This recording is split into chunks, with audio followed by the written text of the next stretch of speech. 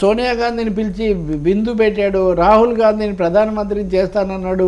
పూర్తిగా గాంధీ కుటుంబాన్ని సర్వసంతృప్తి పరచడం అన్నది రాజశేఖర రెడ్డి యొక్క వ్యూహాల్లో మొదటిది.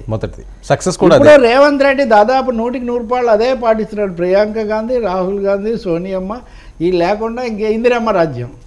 సో ఇందిరాగాంధీ దగ్గర నుంచి ప్రియాంక గాంధీ వరకు ఆయన పూర్తిగా ఉన్నారు. నిన్న వెళ్ళి మీరు రండి పోటీ చేయండి అని కూడా అడుగుతున్నారు ఆయన. సో రేవంత్ రెడ్డి అది చేస్తారు.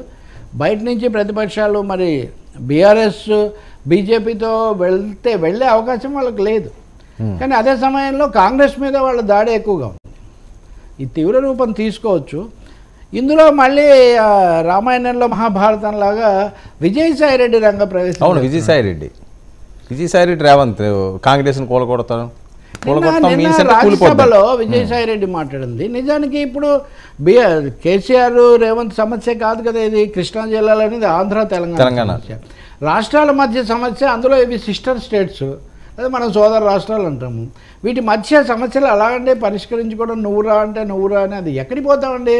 You can select your friends but you cannot select your neighbours or your mother or your sister or your brother. అదే న్యాచురల్ వాళ్ళు న్యాచురల్గా ఉంటారు. సో అది ఎక్కడికి పోతుంది. కానీ అలా మాట్లాడుకున్నారు. దాన్ని ఎలా మరి ఇప్పుడు కేసీఆర్ వచ్చి రేవంత్తో పోటీ పడతారా ఆ భాషలో, లేదా రెండు రాష్ట్రాల మధ్య సఖ్యత కోసం మాట్లాడతారా?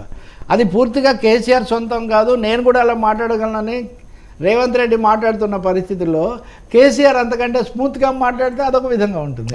ఆయన కూడా అదే భాషలో మాట్లాడితే ఇంకో విధంగా ఉంటుంది.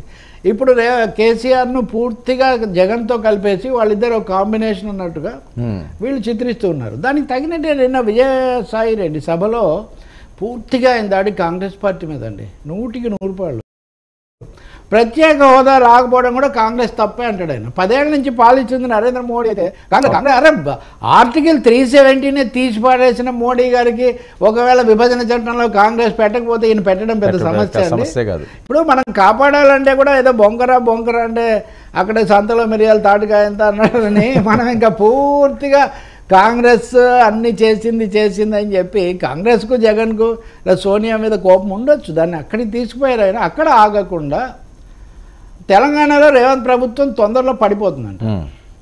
అంటే ఇది కేసీఆర్ ఇది బీఆర్ఎస్ స్లోగన్. అలా కేసీఆర్ మళ్ళీ ముఖ్యమంత్రి అవుతాడని కూడా 1-2 సార్లు వాళ్ళు అనున్నారు. సో ఏం జరుగుతుంది, what is happening behind the screens ఏమన్నా జరుగుతుందా? ఇప్పుడు వీళ్ళిద్దరికి అటు వైసీపీకి ఏమో బీజేపీతో మోదీతో కొంచెం సత్సంబంధాలు ఉన్నాయి, ఇటు కేసీఆర్కి ఏమో ఉన్నాయనే అభిప్రాయం ఉంది. ఈ లోపల బీజేపీ వాళ్ళేమో వీళ్ళు తెలుగుదేశంతో పొత్తుకు పచ్చ జెండా ఊపుతున్నారని చెప్తున్నారు. పచ్చ జెండానే మంచిది కదా, అది పచ్చ వాళ్ళ జెండా కూడా పచ్చదే కదా. కాబట్టి ఈ పరిస్థితుల్లో ఏదో జరుగుతుంది. తెలుగు రాష్ట్రాలకు సంబంధించి బీజేపీ ఆధ్వర్యంలో ప్రచ్ఛన్న రాజకీయం ఏదో జరుగుతుంది. ఇంకా అందులో రెండో అభిప్రాయమే లేదు. ఇప్పుడు బీజేపీ ఎలా ఉంది, మీరు నిన్న షర్మిలని కూడా ఆయన రెఫర్ చేశారు, సభాపతి ఆపుతున్నా కానీ ఇప్పుడు బీజేపీ ఎలా ఉంది? నిన్న మోడీ మాట్లాడిన చూడండి, 1000 ఏళ్ళు గుర్తుపెట్టుకుంటారు. 1000 ఏళ్ళు అంటారు. అంటే ఏదో 100 ఏళ్ళు, 10 ఏళ్ళు, 50 ఏళ్ళు, 1000 ఏళ్ళు అంటే ఆ యొక్క విక్రమార్క శకము, అశోక చక్రవర్తి, తర్వాత చంద్రగుప్త విక్రమాదిత్యుడు, ఈ లెవెల్లో మోడీ గారి ఇది ఎక్కడికి దారితీసిందంటే మన మిత్రులు ఎవరో అయోధ్య దానికి వెళ్ళొచ్చారు. అక్కడ ప్రజలు ఆయన యోగి మహారాజ్ అని అంటారు.